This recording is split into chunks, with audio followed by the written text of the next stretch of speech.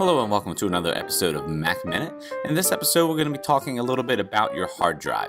Last week, in a video where I took apart a MacBook Pro, we talked about how your hard drive is what stores your information. But this week, I thought we'd take a little bit of a closer look and see how one actually functions by looking inside.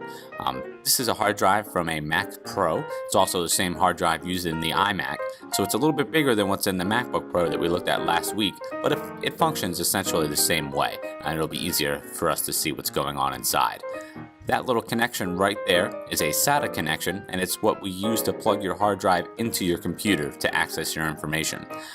We're going to pop this open and take a look inside, and as you'll see, the hard drive is really only composed of two different things. Mainly anyway, the hard drive disk, which I'm spinning right here with my hand, and the drive header, that little needle right there that reads what's on the disk. It kind of looks like a record player, and in reality, that's kind of how it functions.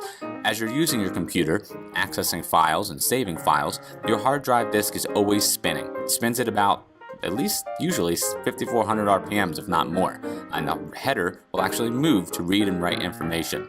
We're going to plug that hard drive into that hard drive sled right there to see if we can access some of the information and to see what it looks like when your hard drive is in use. So we're going to plug this in, and if the drive is functioning correctly, it should start to spin right up.